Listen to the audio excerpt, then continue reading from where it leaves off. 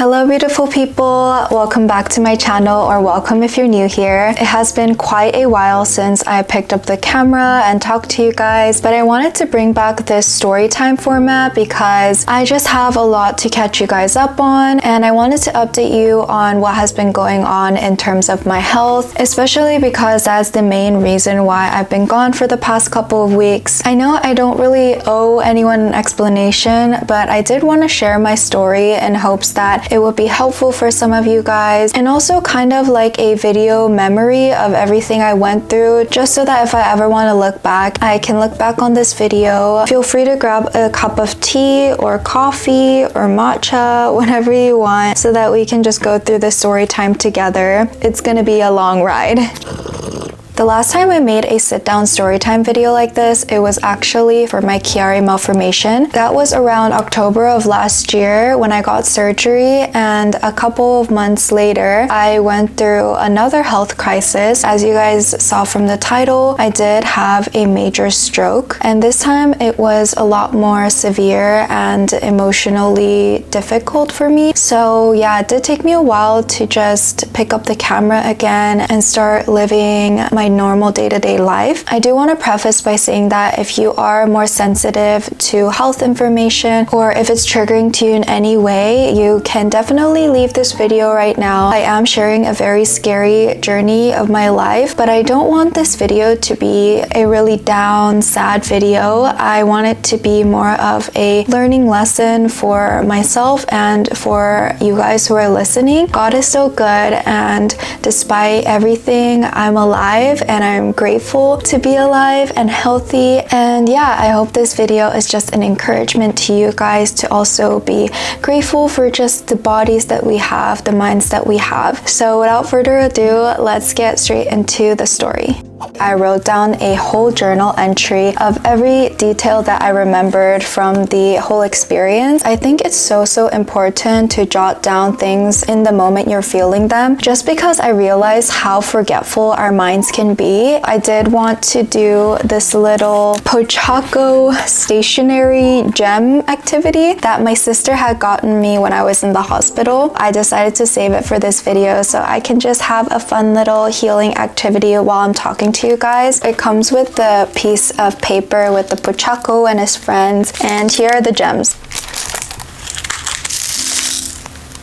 Ah, that's so cute. I'm definitely gonna get distracted while doing this. Okay, so let's start off since the way beginning. The stroke happened on January 29th. I was actually filming a vlog that focused on going to workouts, being more active, which obviously didn't go up because I never got to complete it, but I will insert a couple of clips of me in my active era while it lasted. I went hiking with my friends. I was consistently working out at the gym, doing treadmill, 12-3-30. I even went to my first Pilates class with my friend Charla. Everything was going so well, and that morning I had decided to book a Pilates class. I was just so happy that I could get my body moving again, and I felt my mental health also going up. After I took my Pilates class that morning with my friend, we decided to go to a cafe and just journal, catch up. After the workout session and the cafe session, I actually ended up coming back home. I hadn't really eaten anything that morning except for a little bit of pastry from the cafe and a coffee. So I made myself a bowl of rice cake soup. I was just vlogging and talking to the camera and doing my thing. And as I was sitting there, I suddenly felt this moment of confusion while I was looking at the camera. I just got myself up. I thought that maybe I was just a little dehydrated from the workout. And after I drank my water, I just sat back down to finish my food, but all of a sudden I felt a throbbing pain in the right side of my brain. Because of my previous diagnosis with my Chiari and doing all of those MRIs and tests, I had already known that I had this thing called an AVM. An AVM is basically an abnormal connection between arteries and veins, usually in the brain or spine. I had gotten two different diagnoses, one for the Chiari malformation and one for the AVM. If you haven't watched a video of my whole initial health journey with the Chiari, I'll link it above, but I basically decided to get surgery for that one first because I was already feeling symptoms of pain in my right arm, and the neurosurgeon had told me that for AVMs, they only have a risk of rupturing for around 3 to 4% every year. So I had decided to resolve the Chiari first and then figure out the AVM. So when I was feeling those symptoms, I did have an inkling that it could be something to do with my AVM, but at this point, I just didn't want to freak myself out, so I was just trying to keep myself calm. But then I felt a symptom that I had never felt before, and this is when I pretty much knew that something was going wrong. I started feeling a sensation in my left eye where it felt like something was glittering in front of it. I tend to try and keep myself calm in these types of situations because when I get anxious, you tend to spiral. When I realized that it was getting worse and the sensation wasn't going away, I decided to look up stroke symptoms. I don't think the normal person would have assumed that they were having a stroke, but because I knew that I had an AVM and a lot of the symptoms that I was having was aligning with stroke symptoms, I decided to make a call to my boyfriend and Christine. I didn't want to call my mom because I didn't want to freak her out if it wasn't anything super serious. Christine picked up first, and as soon as she heard everything that I was experiencing and that I was going through a lot of anxiety, she told me that she would come to my house right away. When it comes to strokes, timing can literally save your life. I truly believe that I was under God's protection and that everything that happened from this moment on was under His perfect timing and provision. I am a Christian. I talk about my faith little bits throughout my channel, but I think through this story, I was really able to see God's hand through it all. I was just so blessed that Christine was able to come right away from her work. She actually got to my house in about 15-20 minutes, I believe. As she was on her way, I decided to dial 911. I just wanted some type of medical professional to know what was going on so that Christine wouldn't need to stress about where to take me and I would feel more at ease. My symptoms started to get worse. I started feeling more confusion, more dizziness. So as I was calling them, I was explaining my symptoms and telling them my previous history of brain surgery and all of that. They just kept asking me questions, and eventually I just told them I think I'm having a stroke. I still had my contacts on, so I took my contacts off, packed my glasses in my bag, packed my wallet and insurance, and was calling the ambulance at the same time. I can't believe I did all of that now thinking back, but during crisis, you gotta do what you gotta do. Christine and the ambulance got here at around the same time. I was just not feeling good. Like, I was so nauseous, I was so dizzy. From this moment on, I actually don't remember much that happened. Christine and I recapped this whole story and she told me a lot of the things that I didn't remember because I was literally half gone. I remember they took my vitals and everything, and they actually told me that I wasn't having a stroke. I was really confused because I was definitely having a stroke,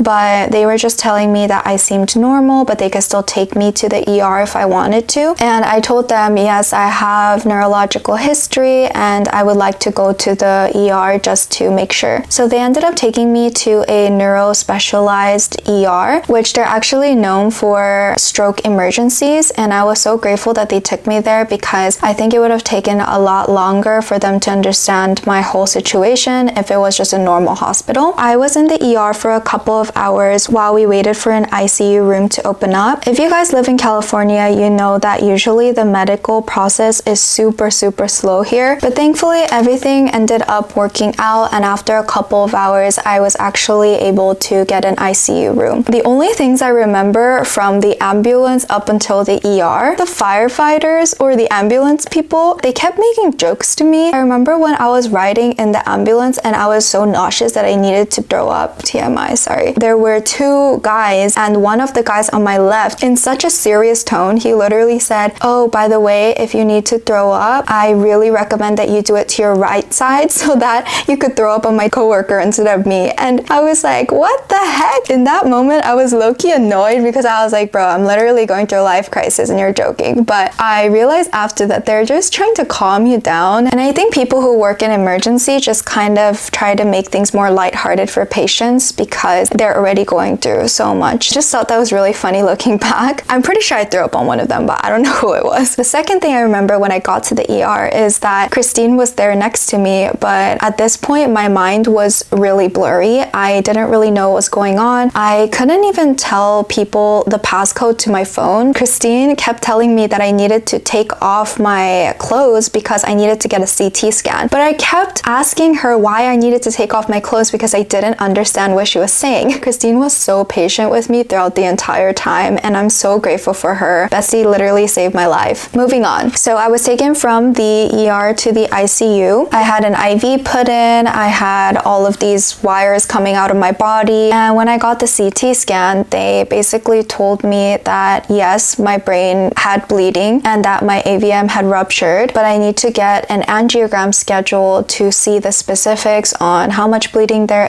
is, what's going on with the blood vessels, everything like that. So when I finally was able to get the angiogram procedure scheduled, the doctor came up to me and told me that there is a possibility that if they find something really dangerous, they might have to do an embolization procedure right away. Embolization is a medical procedure that involves blocking or closing off a blood vessel. Usually they inject something into that area so that it stops the bleeding, and so he told me that if it was an urgent situation, they would need to do that right as they were doing the angiogram. Angiograms kind of require to be half conscious because you need to be able to listen to the doctor and follow his instructions. So I was half conscious during this time. Right as they were looking at the results, the doctor came and told me that I had an aneurysm. When I heard that, I honestly didn't even know what it meant, but they told me that they needed to put me under and that they needed to go straight into the embolization right away. Honestly, I don't even remember how I felt in that moment because I think I was just so shocked at everything going on that I just felt numb. I wake up a couple of hours later and they had done the embolization procedure. I'm almost done with the little ducky, but I kind of want to move on to the pochaco.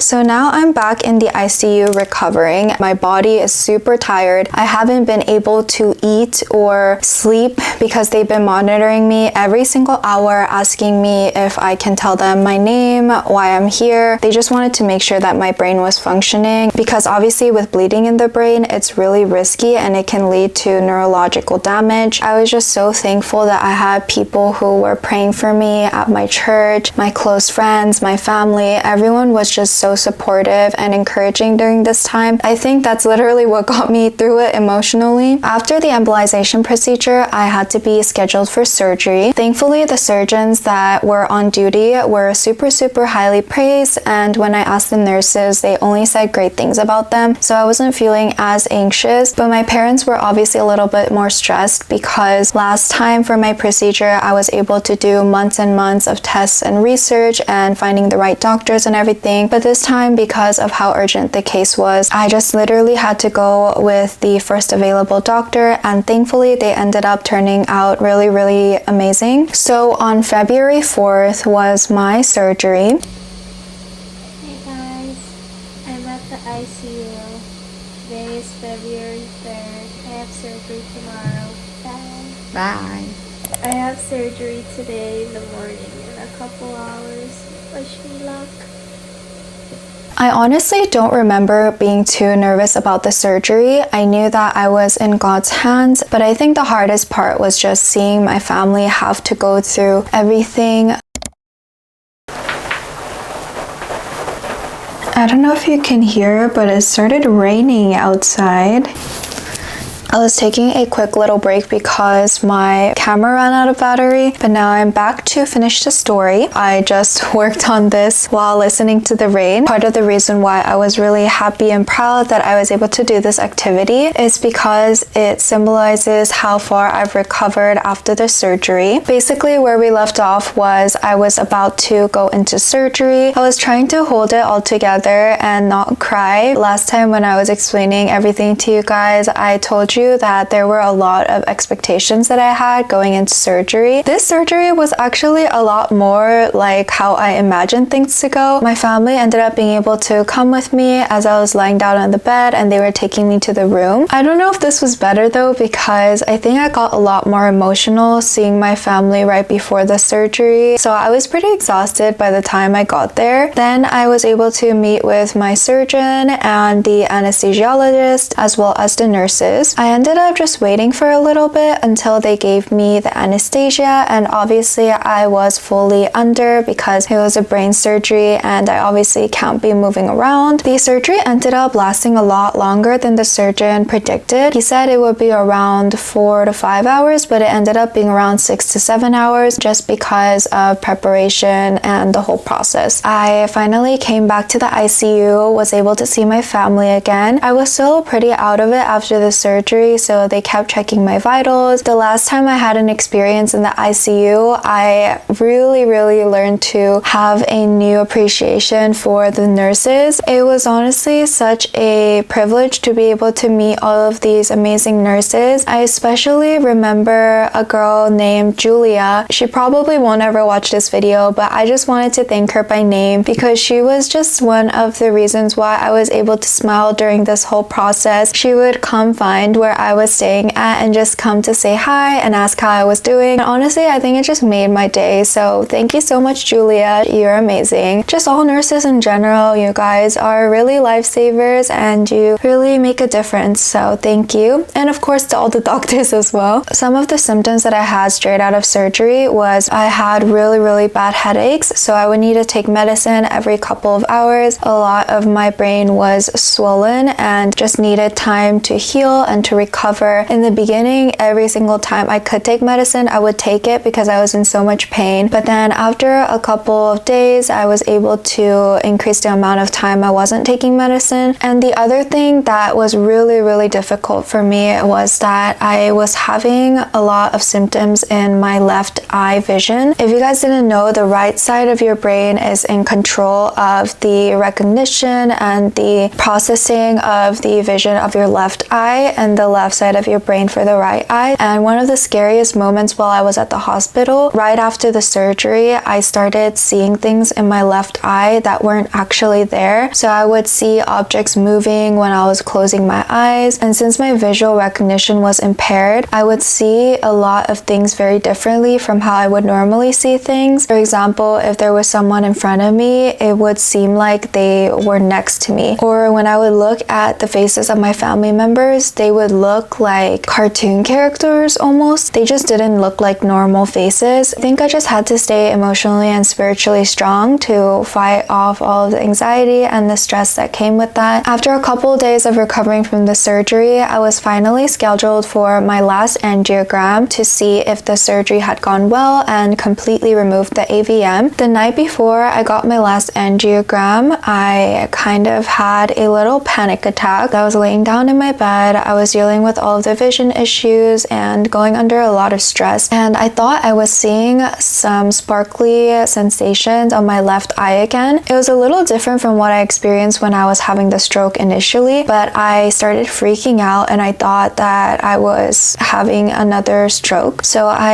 had to call the nurses and explain to them what was going on, and they actually ended up telling me that my vitals were normal and that it's probably just because I was going through a lot of stress. So they just gave me a little bit of calming medicine, they let me get a CT, and they made sure that I wasn't bleeding anymore. And after all those tests, I was more reassured, so I was able to go to sleep. The next morning, I got my final angiogram, and I was pretty nervous for this because this was the final statement to say that I'm either free from the AVM, or if there was something still left, I potentially would have to get another surgery or another procedure to get rid of it. So I was laying down about to get the angiogram, and they had given me the anesthesia. I just wanted everything to be over and for me to be able to recover and just go back home. I think until this point, I had convinced myself that everything was going to be okay, but this was the moment where I truly allowed myself to feel the pain that I was going through, how hard it was, and just kind of process everything that had happened in the past couple of days. And lo and behold, the doctor came over to me, had a smile on his face, and he told me that I was cleared from the AVM. Honestly, when I heard that, my first response wasn't even joy. It was literally just a sigh of relief in knowing that it was all over and that I didn't have to worry about this for the rest of my life. I remember just coming back to my family, just being so happy that they didn't need to worry anymore and all I needed to do was recover. So yeah, that was the moment I found out that I was was cleared from my AVM and that the surgery had gone well, and I was so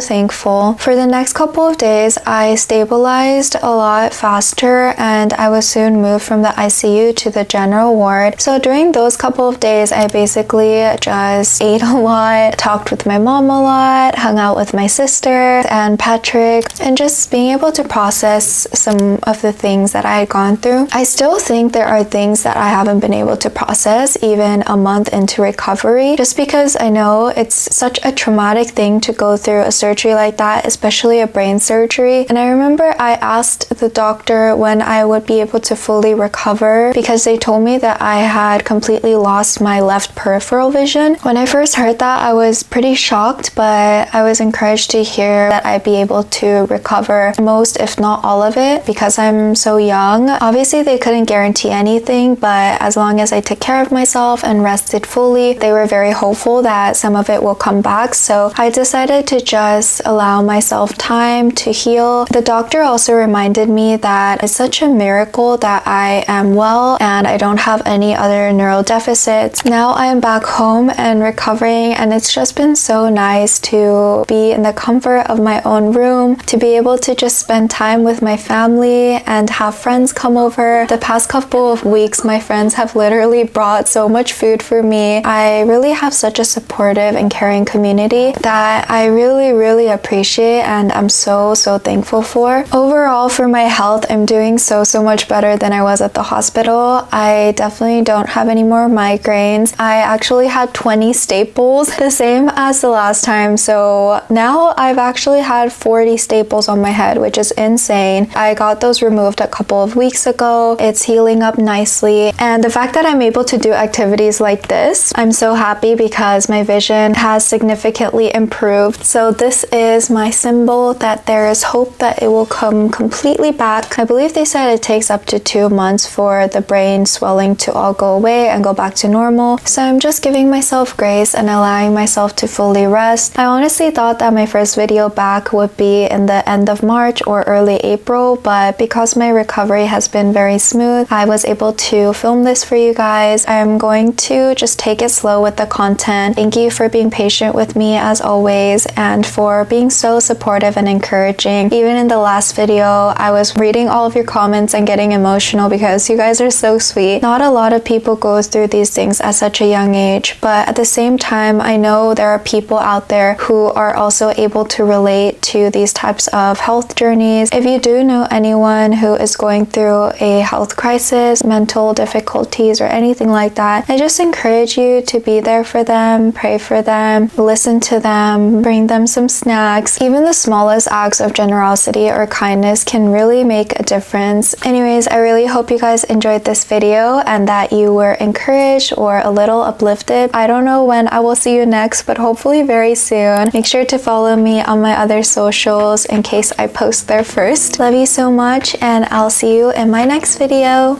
Bye! You?